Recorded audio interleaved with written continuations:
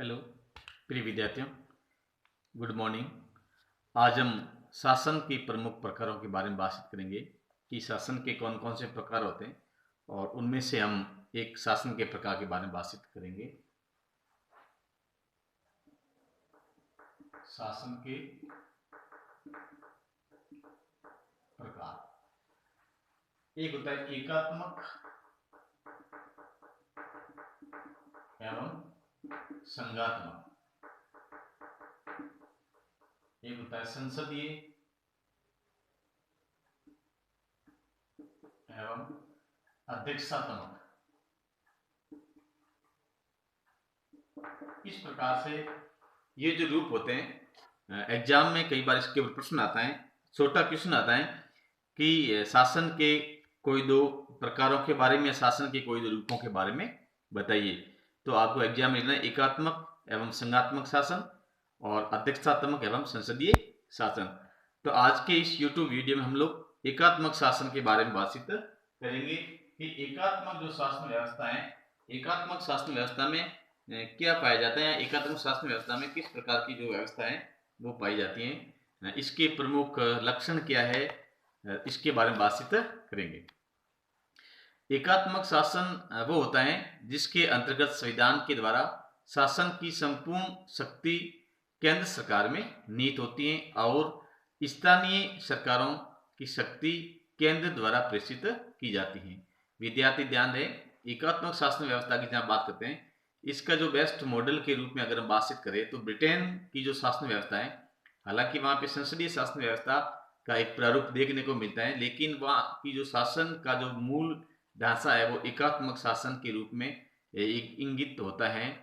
तो जिस देश की जो शासन व्यवस्था होती है, जिसमें जो शक्ति का जो केंद्र बिंदु होता है, वहाँ पर एक केंद्र सरकार के पास में शक्ति का पूरा केंद्र होता है और केंद्र सरकार अपनी सुविधा के अनुसार जो स्थानीय शासन होता है इनको शक्ति है वो ट्रांसफर करती है।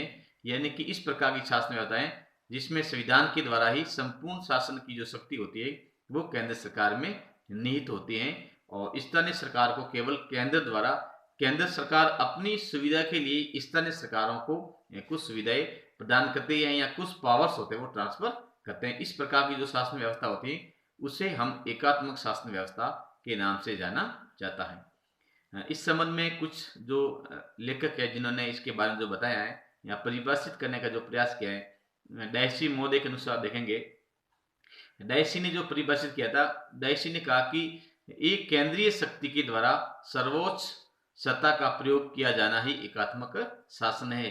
यानी कि डायसी महोदय कह रहे हैं कि केंद्र सरकार के द्वारा या केंद्रीय शक्ति के द्वारा सर्वोच्च सत्ता का जो प्रयोग किया जाता है वो एकात्मक शासन होता है। गार्नर के बारे में बात करते हैं तो गार्नर ने कहा कि ऐसी शासन प्रणाली जिसमें संविधान केंद्रीय शासन के एक अथवा एक से अधिक अंगों की पूरी शक्ति प्रदान करता है और इन्हीं से स्थानीय सरकारों को अपनी सारी शक्ति अथवा अपना अस्तित्व प्राप्त होता है।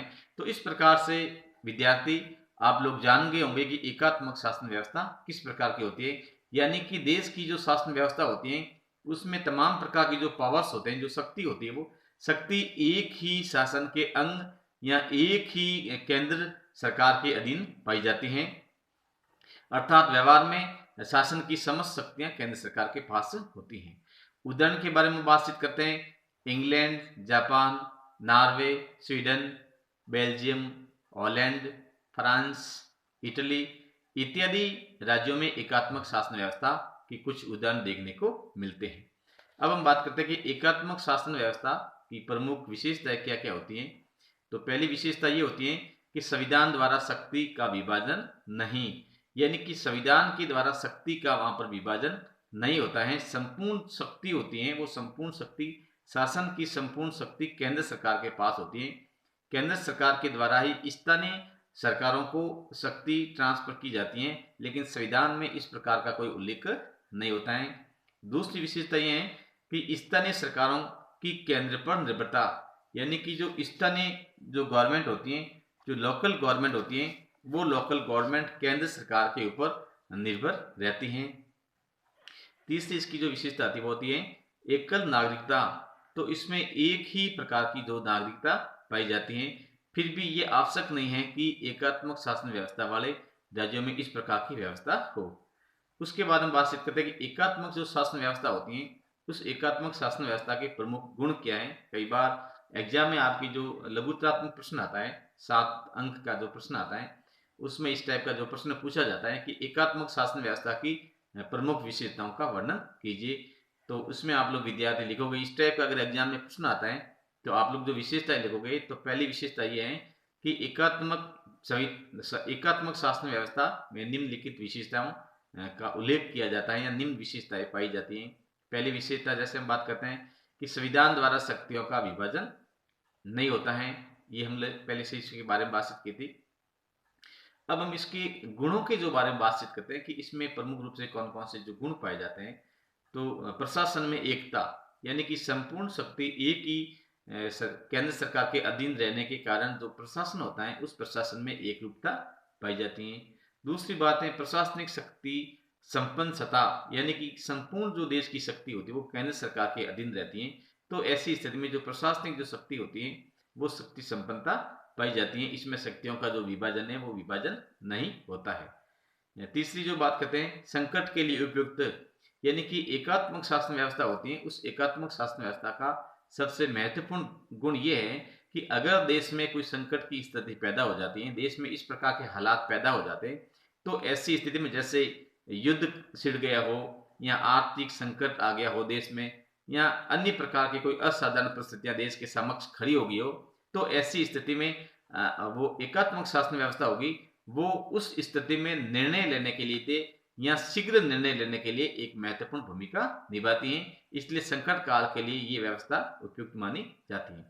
उसके बाद जो अगले इसमें जो गुण पाया जाता है वो होता है संगठन की सरलता, यानी कि संगठन में एक रूपता इसमें पाई जाती है और समय अनुसार इसमें परिवर्तन होता रहता है। राष्ट्रीय एकता को बल मिलना, देश की सभी जो व्यवस्थाएं होती है एक ही सत्ता के पास होने के कारण राष्ट्रीय जो एकता होती है, राष्ट्रीय एकता को इसमें बल मिलता है। इस प्रकार की जो व्यवस्था होती है ये भी इसमें पाई जाती हैं। उसके बाद में मितव्ययता, यानी केंद्र एवं राज्यों में या केंद्र एवं प्रांतों में दोहरी कर्मचारियों की नियुक्ति की व्यवस्था इसमें नहीं पाई जाती है। आप लोगों ने देखा होगा कि जिस देश में संघात्मक शासन व्यवस्था होती है वहां पर तो केंद्र की तरह राज्य सरकारें भी अपने एक पैरेलल गवर्नमेंट स्थापित करती है। तो ऐसी स्थिति में केंद्र सरकार के जो अधिकारी अलग होते हैं और राज्य सरकारों के जो अधिकारी या कर्मचारी होते हैं उनकी सेवा शर्तें भी अलग से होती है। तो ऐसी स्थिति में एक राज्य के ऊपर एक अतिरिक्त व्यय होता है जो संघात्मक शासन व्यवस्था में देखने को मिलता है, लेकिन एकात्मक शासन व्यवस्था में इस प्रकार की प्रवृत्ति नहीं की जाती है। इसलिए देश के लिए ये मितव्ययता का काम होता है। उसके बाद में छोटे देशों के लिए उपयुक्त है। सबसे महत्वपूर्ण इसमें गुण ये पाया जाता है कि एकात्मक जो शासन व्यवस्था होती है वो एकात्मक शासन व्यवस्था केवल उस देश के लिए सबसे महत्वपूर्ण रहती है जिस देश की जो जनसंख्या या क्षेत्रफल है बहुत ही कम होता है। क्योंकि जैसे ब्रिटेन के हमने उदाहरण दिया है कि ब्रिटेन में जो एकात्मक शासन व्यवस्था पाई जाती है, तो ब्रिटेन की अगर हम क्षेत्रफल और जनसंख्या के बारे में बातचीत करें तो ये राजस्थान से भी छोटा है। तो ऐसी स्थिति में एक छोटे क्षेत्रफल या कम जनसंख्या वाले देश में के लिए एकात्मक शासन व्यवस्था उपयुक्त रहती है, क्योंकि उसकी शासन व्यवस्था को संभालने में एक ही सरकार पर्याप्त होती है। लेकिन जिस देश की जनसंख्या या क्षेत्रफल विशाल होता है, तो वहां पर ऐसी स्थिति में जो एक ही प्रकार की जो सत्ता होती है या एकात्मक शासन व्यवस्था होती है वो उपयुक्त नहीं रहती है। जैसे हम भारत के बारे में बातचीत कर सकते हैं, तो ऐसी स्थिति में या चाइना के बारे में बातचीत कर सकते हो। तो ऐसे कई कंट्रीज हैं जिसका जो क्षेत्रफल बड़ा होता है, जैसे अमेरिका के बारे में बात कर सकते हैं, इसराइल के बारे में बात सकते हैं। तो इस प्रकार से जो देश हैं उस देशों में इस प्रकार की जो शासन व्यवस्था उपयुक्त नहीं रहती है।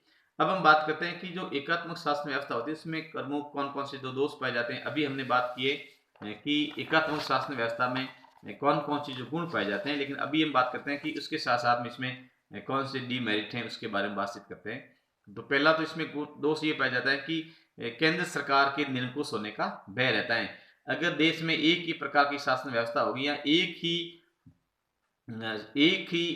देश में सरकार एक ही प्रकार से सत्ता होगी या केंद्र सरकार के पास होगी, तो ऐसी स्थिति में जो केंद्र सरकार है वो देश में एक निरंकुश प्रकार का माहौल तैयार कर सकती है। लेकिन अगर संघात्मक शासन व्यवस्था होगी तो वहाँ पर केंद्र सरकार की तरह राज्यों में जो स्टेट की जो गवर्नमेंट बनती है तो इस प्रकार की व्यवस्था पाई नहीं जाती है। इसलिए केंद्र सरकार के द्वारा एक निरंकुश होने का भय इसमें पैदा रहता है। दूसरी हम बात करते हैं कि राजनीतिक चेतना जागृत करने में असमर्थ रहती है, क्योंकि इसमें जो लोकल गवर्नमेंट बनती है, जो स्थानीय प्रशासन